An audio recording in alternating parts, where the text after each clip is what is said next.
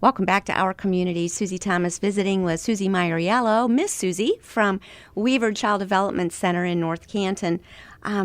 Let's talk about the programs and the classes. You start with the children at a very young age. It's kind of unique as well. Let's talk about that. We do. We have a toddler program, and children that are 18 months of age up to 3 years of age are in that classroom with either a parent or a babysitter, a grandma, grandpa, another significant adult in their life. They attend with that adult. So they come on Wednesday mornings from 9:15 to 11:15. I remember doing it with my own children, and I loved it. During that time, the children come in and they just get to experience a very sensory-rich environment. The teachers have the room set up for the children to explore. They do a few group times, so the children get to experience, I call it a preschool experience. So they're getting to experience preschool with an adult that they feel safe with.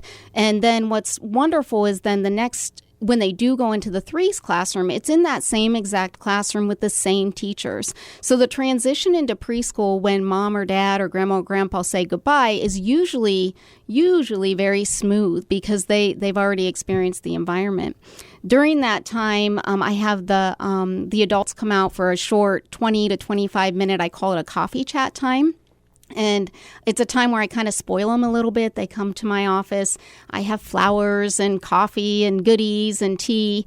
And then I have a topic in child development or parenting that we discuss at the time and share ideas.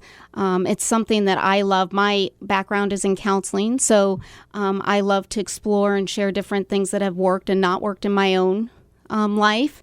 And then we share ideas and things that have worked in each other's. It's awesome. It's just a great support group. Oh, a couple of things come to mind. First of all, when you say sensory-rich environment, what does that include? When you walk into our preschool classrooms, you'll see Play-Doh on the tables. You may see a bathtub set up with bubbles and the children are bathing the baby dolls in there. A lot of hands-on activities where they get to, all of their senses are involved. Okay, they're seeing, they're feeling, and touching and listening.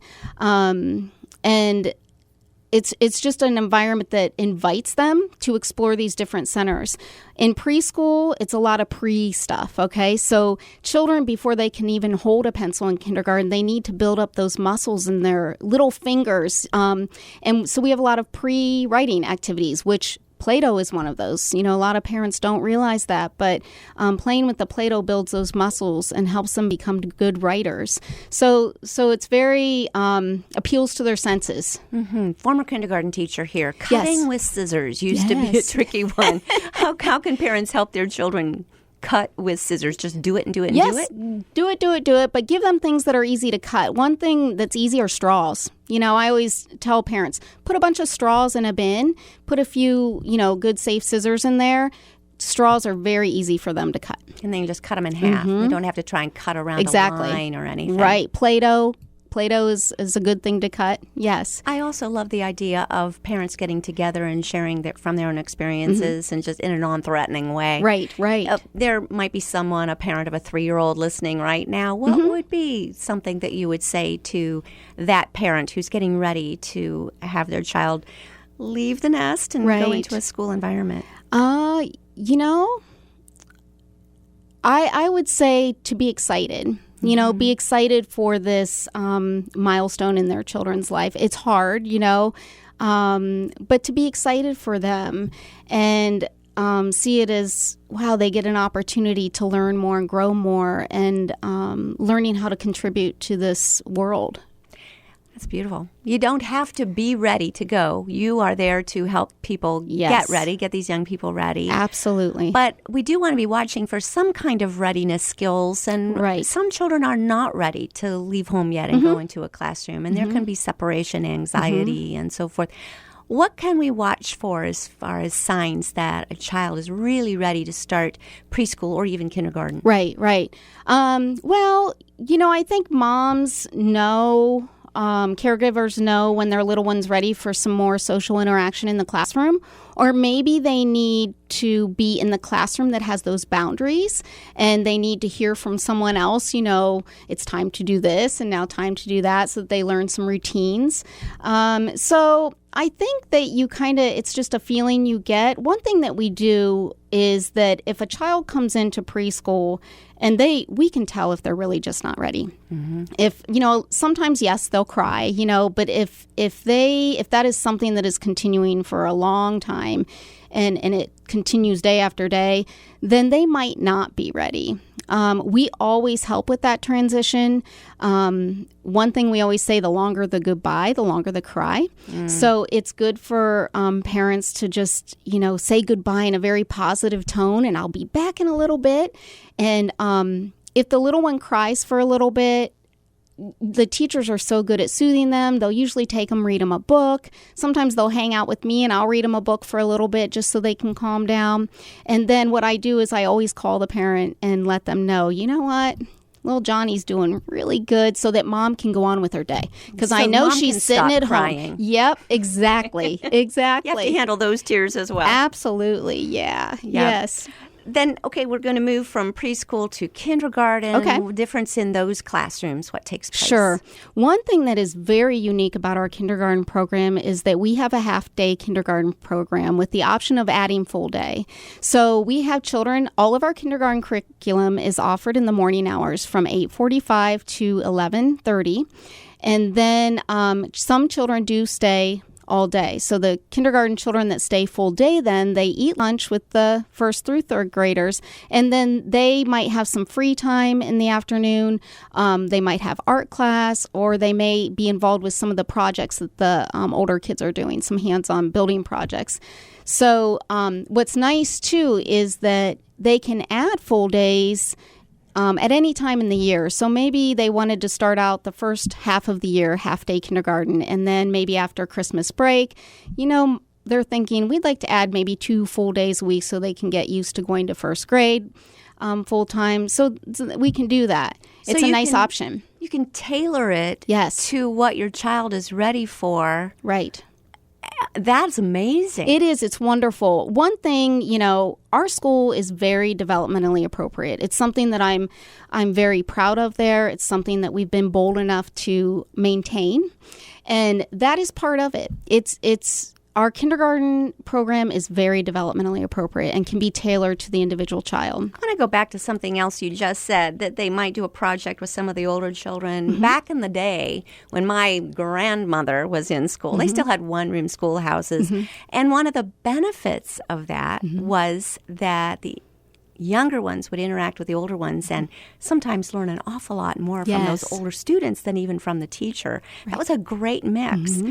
So you're kind of bringing that back in some ways, where I know people with young kids and older siblings, they say, oh my gosh, I hardly had to teach the younger ones anything because they learned it all from their older brothers and sisters. Right. Talk about that relationship that you've got going there. It's wonderful. The children, they do come together for different projects. In fact, today I was upstairs in our primary grades, and the kids were all divided up into literacy groups, and it was so fun to see the children all around the classroom reading together, but they were in multi-age groups. So there was a third grader reading to a kindergarten student. And I love seeing that interaction with the students. They do split up by grade when it's appropriate. Our math classes, of course, are separate. So when it's appropriate, they do split up by grade. But projects, different reading activities, and those sorts of things, we do bring them together. And the kids love it. I was just going to say, I bet they both love it. They do. And the teachers love it. It's so nice because we have 3 teachers. We have a lead kindergarten teacher, a lead first grade teacher, and then a lead second and third grade teacher. So those teachers, although they're responsible for their grade level, they also are interacting with all of the children up there. So when parents sit down at a parent-teacher conference, they're sitting with 3 teachers because each one of those teachers has experienced their child in a different way. And it's nice to have 3 teachers working together for the benefit of your own child. Wow. Like a team. It is. Of people helping you. Mm-hmm. And not to mention college students at the same time that are student teaching or doing their field experience. So good. All right, take us from kindergarten to first grade. That's usually a pretty big transition in the life of a child, but it sounds like you ease it by letting them go full day after a while. Right. They can ease into that. You really don't see a difference. Usually the kids are begging to go full day by the end of the year just because they're having so much fun. I don't see a big, of course, there'll be more expectations of them academically, but it's done very appropriately. So maybe they'll have a little bit more one-on-one time with their first grade teacher. And that's how second and third grade is the same way. What should a child know how to do when they start kindergarten or first grade? The rule of thumb used to be tie their shoes, sure, letters, numbers, those kinds of things. Right. But it seems like they all know that now by the time they're 3 years old. Yeah, some do, some TV. don't. That's correct. Yeah, some do, some don't. I get that question a lot. I'll get phone calls. The big question is, does my child have to know all their letters and all their numbers to come into kindergarten? And some parents have said, do they have to have a good just a basic reading? Do they have to know how to read? My answer to all of that is no. That's what kindergarten's for. There's a lot of information presented in kindergarten. So no, they don't have to know all of that. They just have to be ready to learn, Good. Oh, that's a very good point of reference. Are they ready to just soak it up? And do they show some interest in learning it? Right. Then I love that you've added second and third grade. So take us right through then. What does a child do in second grade and third grade? And then what are they prepared for? What is that goal of a graduate, if you will, of Weaver? I guess the goal is that they have a good grasp on all those second and third grade skills that they need to know going into fourth grade. We are licensed by the Ohio Department of Education, so we do follow the state standards. So all of those standards are met and presented in our classrooms. And so the children, our curriculum is challenging, but done very appropriately. Okay, so it's a very challenging curriculum.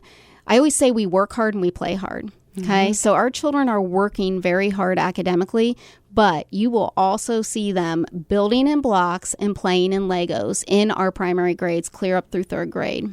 And the importance of integrating faith in with all of this. Absolutely. I always say that Jesus Christ is part of everything we do. You can feel it when you walk into our school. I've had people say that to me before. We have a praise and worship time every week where the whole school comes together and we sing praise and worship songs. Each day in all of our classrooms is started with prayer and a devotional time. What we do at our school, we have a Bible verse that we focus on. Memorization is something that just happens automatically because we're singing the verse, we're saying the verse, but our focus is on, do they know how to apply it? Okay, do they know how to live that verse out in their everyday lives? Registration takes place when? Registration for our current families opens up February 1st, and then registration for our new families begins on February 15th and opens up at 10 in the morning. We do require a tour first because there is a non-refundable enrollment fee, so we want to be sure that it's a good fit for your child and for you.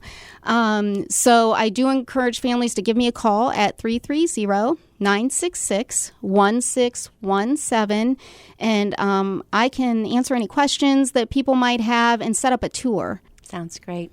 Susie Maioriello, Weaver Child Development Center, thank you so much for being here in our community. Well, thank you.